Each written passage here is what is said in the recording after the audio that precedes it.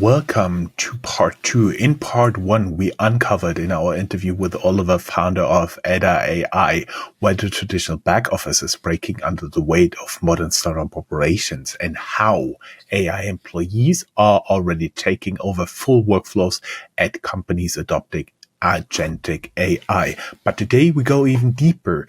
In part 2 of this episode, originally planned as one episode, but Oliver was giving so good and long answers, we spontaneously decided to break it into 2. In this episode, Dr. Oliver Dlugosch reveals the technical breakthroughs that separates simple chatbots from real autonomous agents, the industries that are secretly becoming agent-ready, and why building an AI workforce might be the defining strategic advantage over the next decade.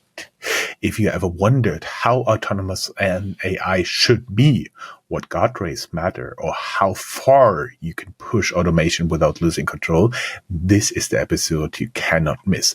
Let's jump into part 2.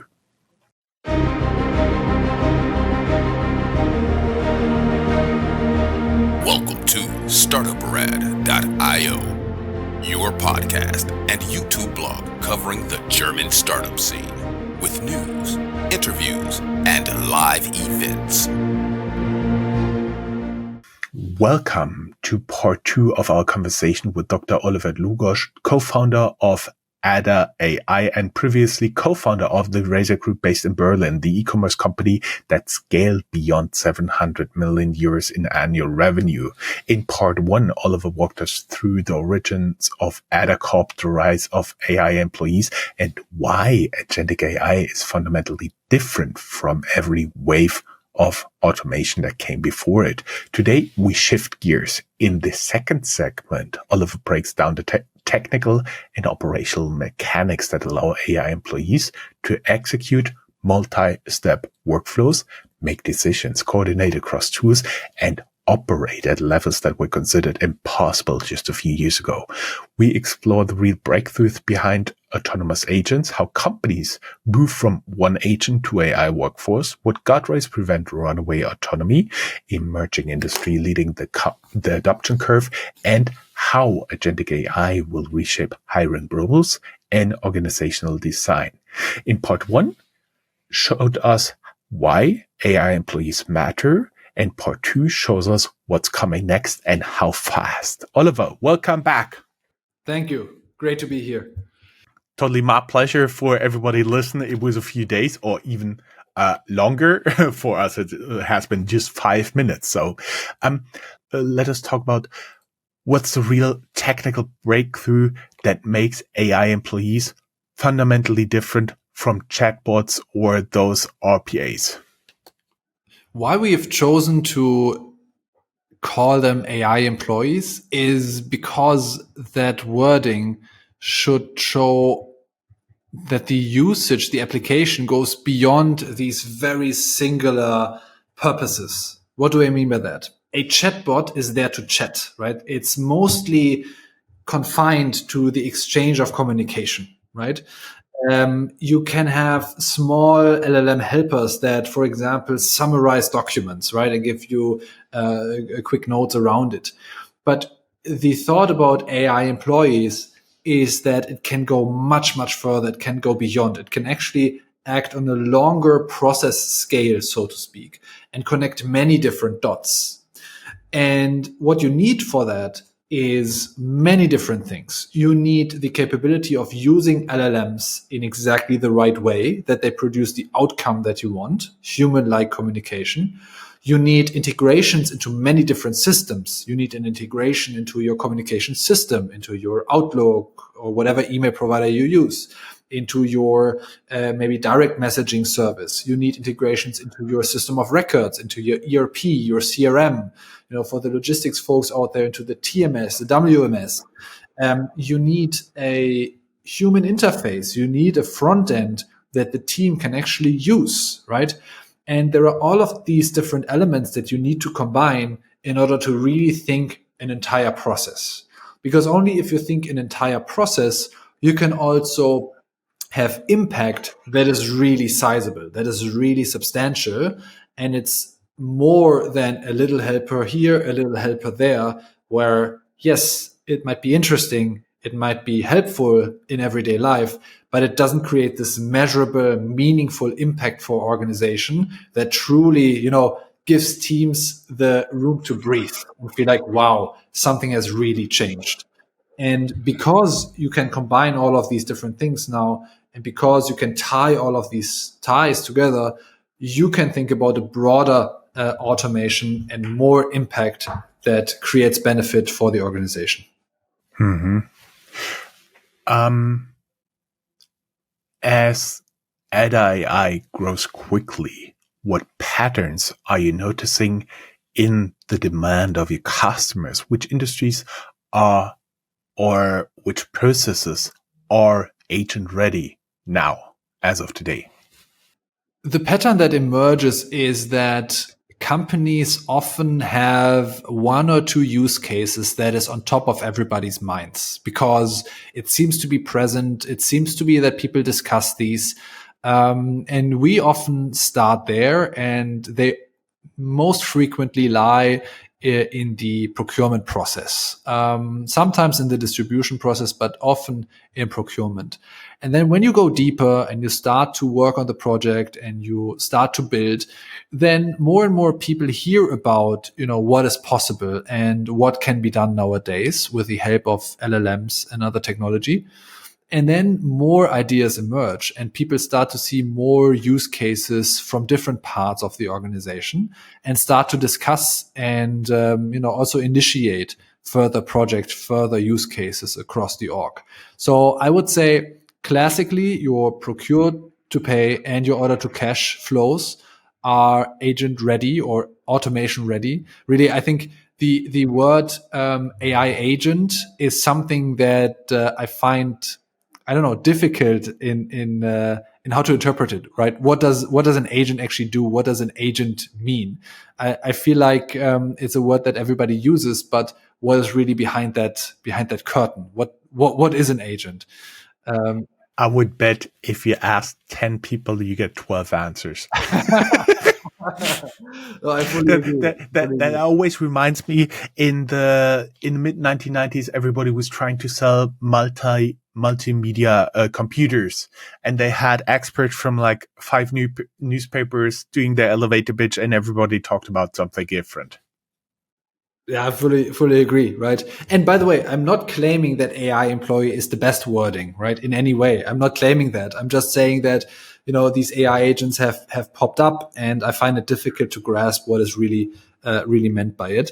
In any case, I think these use cases pop up throughout the classical, again, procure to pay, order to cash cycles, also on the money flow, right? Speaking about finance, invoice processing, issuing of invoices, reconciliation, accounting. Also, these processes are ready. What you shouldn't forget is that this human in the loop process is something that you typically start from, right? If you want to automate a process, do it, but still have a human confirm certain actions, confirm certain communication that goes out. So you can already, get 80% of the efficiency of the time saving, maybe even 90%, but you still have that component of a human double checking and ultimately signing off on certain actions. And that is typically the starting point. And then when you want to move to full automation, get these last 20 to 10% of capacity of efficiency. That's what you should do under certain circumstances, right? If you really have the trust, if you really have seen a lot of positive examples, a lot of perfect drafts and proposals from the AI, that's when you can move to full automation. But that's a very, very organic process. That's a very trust-driven process that just comes over time. And again, even if you are stuck with these, human in the loop processes, you still have most of the value that you will get ultimately.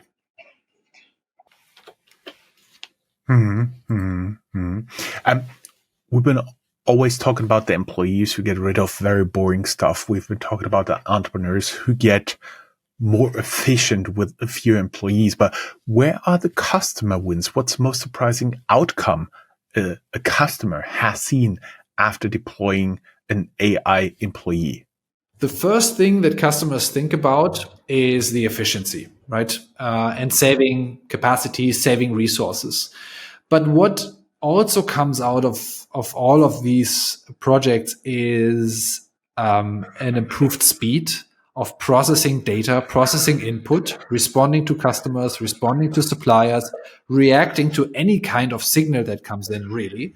So you get rid of this backlog, right, that often piles up and that can, again, slow down other parts of the company. Other teams will notice that processes run quicker and more reliably with the use of these automations. And the quality of the output data is typically much better. If anything, it's certainly of higher consistency, right? Because if you use an AI based automation, there's consistency of how things are interpreted, of how things are put into a certain place in the system, for example. And that consistency drives usability of that data because, it's no longer, I would say, a human spread of how things are being done, but it's typically very clean and very standardized.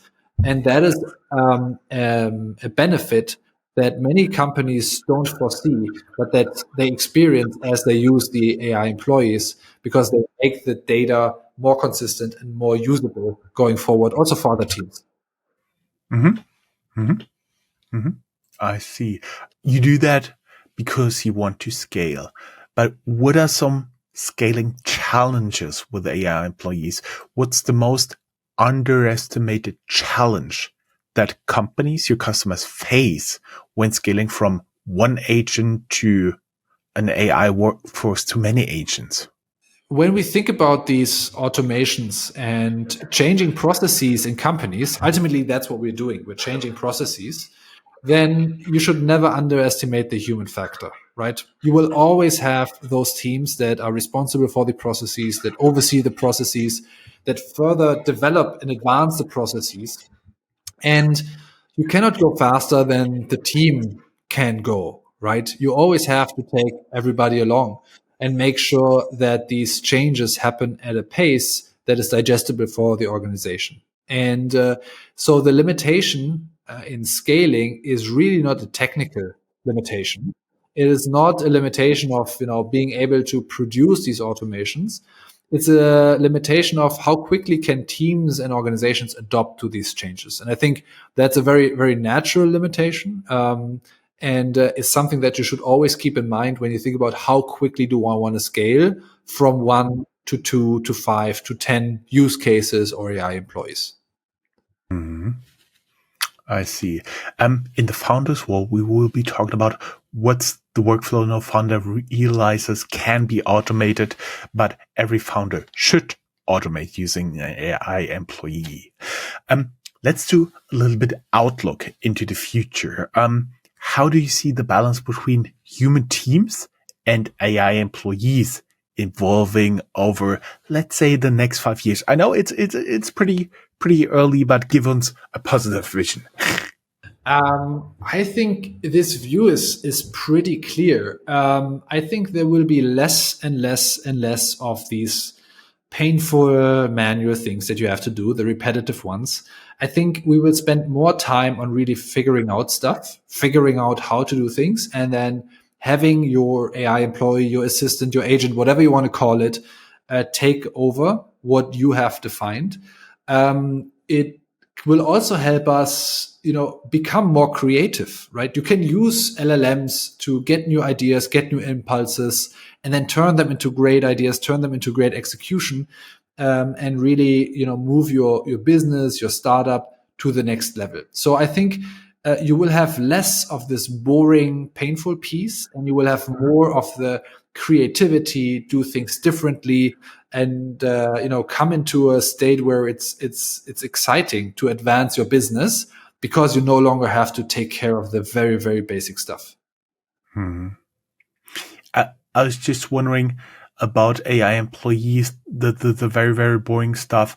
I was wondering, would it be a dream for you to automate or start automation German tax authorities? But because I do believe there would be quite a lot of potential.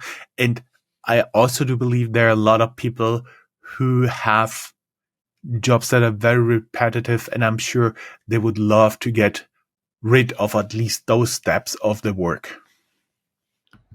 I'm not a tax expert, but what I can say as, being subject to tax, I fully agree with you. I think there are probably many, many process steps in, filing taxes, anything around taxes, that could be at least simplified or accelerated with AI and LLMs. And I think there is a huge space that is to be tackled in that area. I fully agree. Now, around the regulation aspect of it, I cannot speak to it, but I'm sure we'll figure this out and make sure that we can also use AI in these topics and in these areas of businesses. I agree. Going back into the from government into the real industries, we've been talking about AI agents helping employees to get rid of boring work. But I was wondering, how do you imagine agentic AI reshaping the org charts of larger companies? I think AI will start to become part of the org charts, right? Ultimately, that's where we're headed.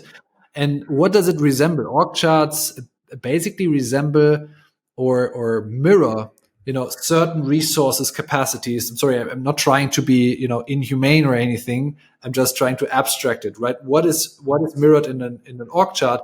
It is, human resources executing certain processes, certain tasks, taking over certain responsibilities.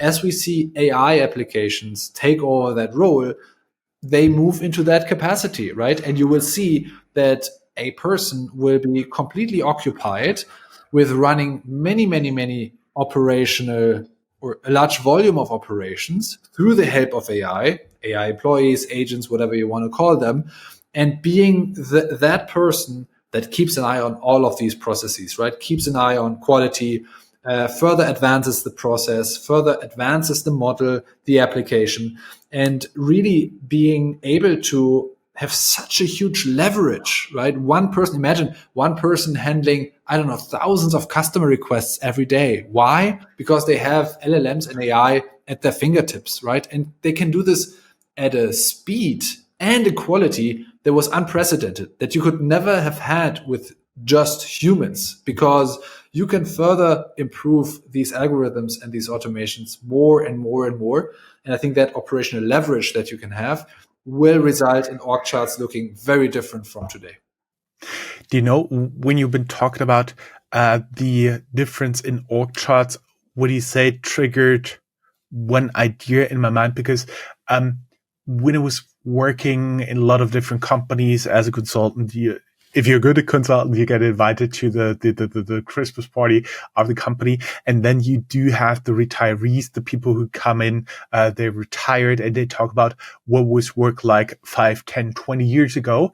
And I was wondering if at one point, you'll have like one room in a company. I had in mind a lot of old screens where you can basically talk to old AI agents and pick their brains on knowledge from the past or how it was done in the past. Why not? I think it would be enriching, right? If you could tap into that knowledge, it's still fresh, because it will always be fresh, right? It will remember, and it will be able to help us and learn, right?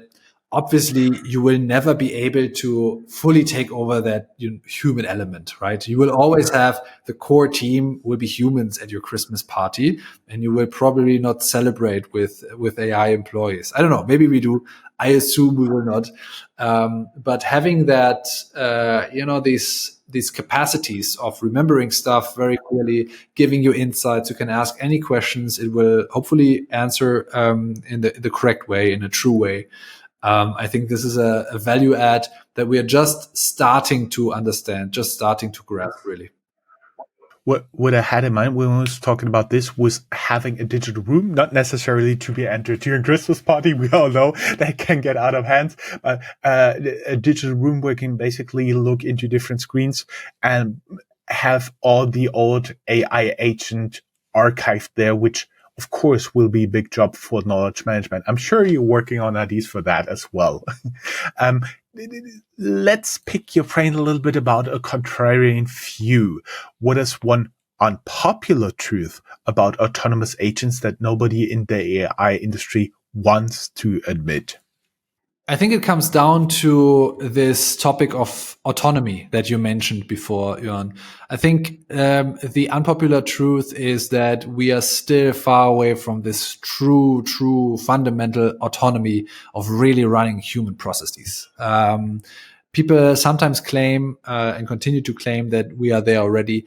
I don't see it. I have not seen it in application, and I think it's still a little bit of a way to go to really have that live and ready and in production.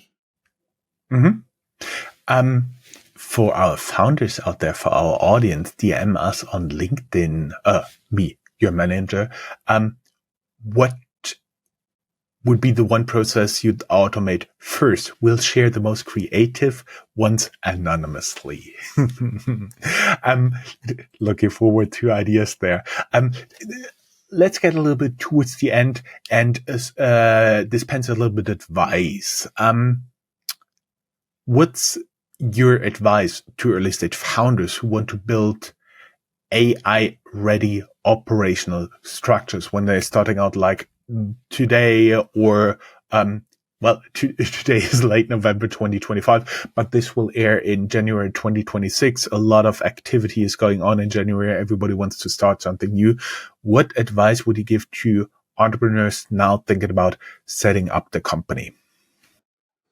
Great question. I think, yes, it should be AI native, I think, because not starting something AI native or with AI in mind would be foolish given all of the technology that we have and the capabilities the technology brings.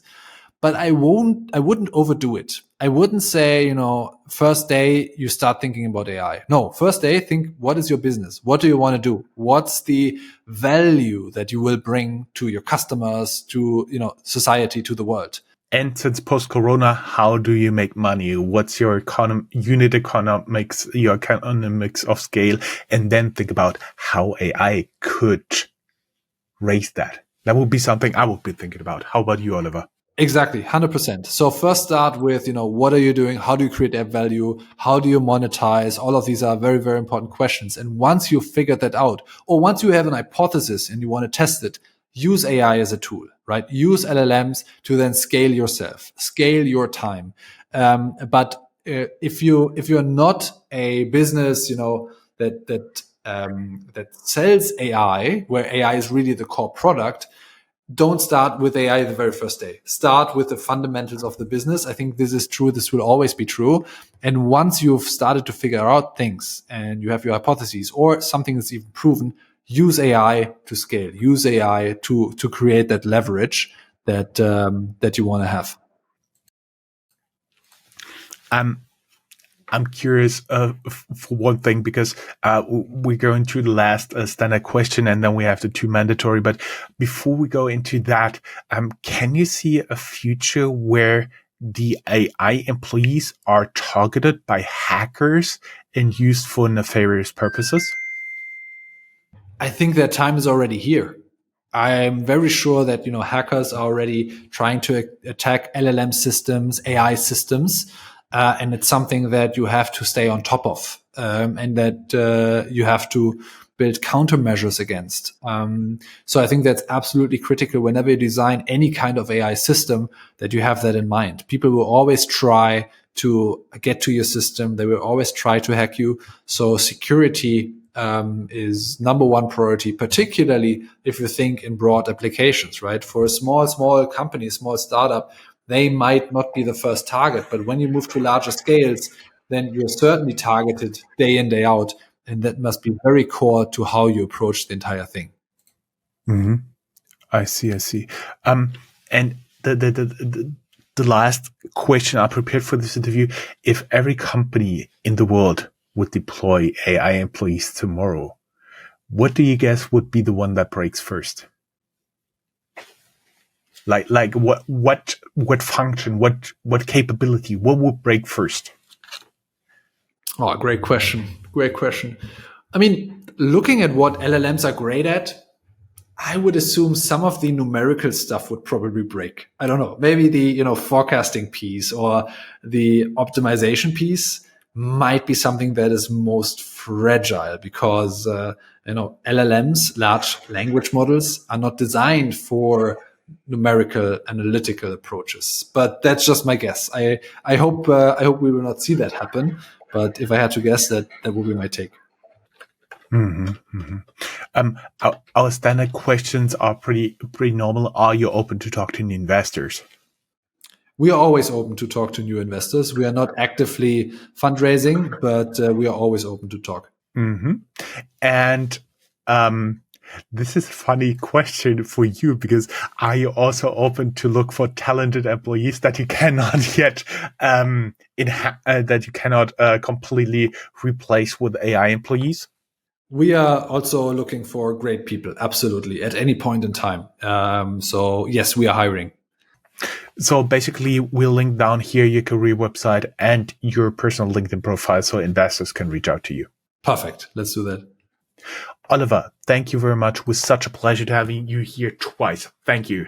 Thank you, Jörn. It was a real pleasure. It was great talking to you. Same here. Have a good day. Bye-bye. Thanks.